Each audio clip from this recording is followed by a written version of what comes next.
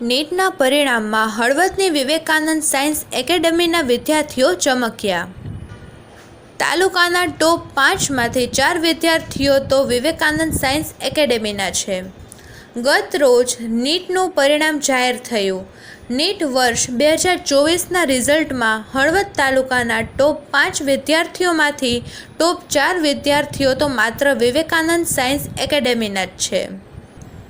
ચૌહાણ હરપાલસિંહ ખુમાનસિંહ 637, જાદવ અર્ચના 633, બારૈયા ઉદય 632, મગવાણિયા પ્રિયંકાબેન 631, વડેખરિયા ભરત 609। આ ઉપરાંત 550થી વધારે માર્ક્સવાળા 15થી વધુ વિદ્યાર્થીઓને ઉચ્ચ પરિણામ મેળવીને મેડિકલ ક્ષેત્રે પોતાની સર્વશ્રેષ્ઠ કારકિર્દીનું ઘડતર કરશે તેવી શાળા પરિવાર દ્વારા શુભકામનાઓ પાઠવવામાં આવી। દર વર્ષની જેમ ઉચ્ચ પરિણામની પરંપરા જાળવી રાખતી સંસ્થા એટલે વિવેકાનંદ સાયન્સ એકેડમી।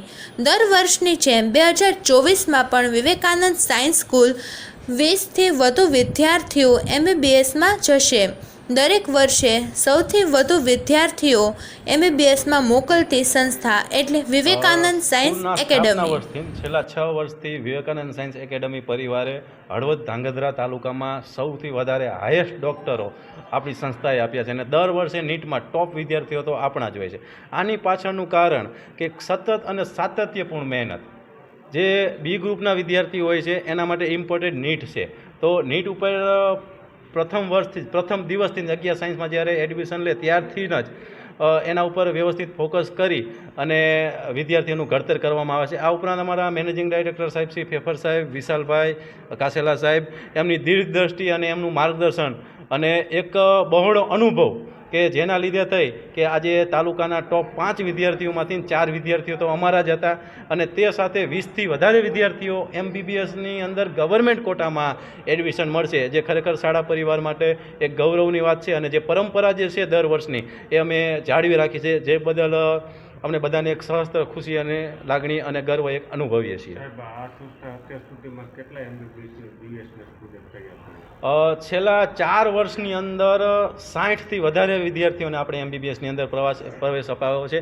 આ ઉપરાંત સ્થાપના વર્ષથી અત્યાર સુધી આપણે ગણીએ તો ડૉક્ટરની અંદર જેમાં MBBS, BHMS, BAMS અથવા તો આઉટ ઓફ સ્ટેટની અંદર ગયેલા એ બધા વિદ્યાર્થીઓ ગણીએ તો 450થી વધારે વિદ્યાર્થીઓએ MBBS ટૂંકમાં ડૉક્ટરી લાઇનની અંદર આપણી શાળાની અંદર ગયેલા વિદ્યાર્થીઓ છે। સુરેશભાઈ છે, હું ધાંગધ્રા તાલુકામાં રહું છું। કાલ સાંજે રિઝલ્ટ આવ્યું છે, તેમાં અમે 631 માર્ક્સ સ્કોર કર્યા છે।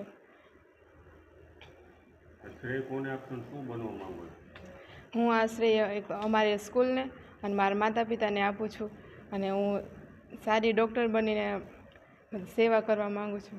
અન્ય વિદ્યાર્થીઓને કોઈ તમારે સલાહ સૂચન કરવું હોય તો શું કહેશો? કોઈ વિદ્યાર્થીઓને તમારે કંઈ કહેવું? હું ફર્સ્ટ ઓફ પહેલાં તો હું બધાને 11-12થી જ કે તમે સખત મહેનત કરો તો તમારું ફર્સ્ટ ટાઈમ જ આપણે તો સારા માર્કથી સ્કોર કરી શકીએ। એ બદલ હું અમારી સ્કૂલમાં ભારત, હું મગવાને સુરેશભાઈ ધાંગધ્રાથી। આજે કહેવાય કે આર્મીની જે સેવા છે એથી વધારે દેશ સેવા કોઈ નથી હોતી, પણ હર કોઈને નસીબમાં નથી હોતી। આજે કહેવાય કે મારી દીકરીએ જે સ્કૂલમાં અભ્યાસ કર્યો છે એ સ્કૂલનું નામ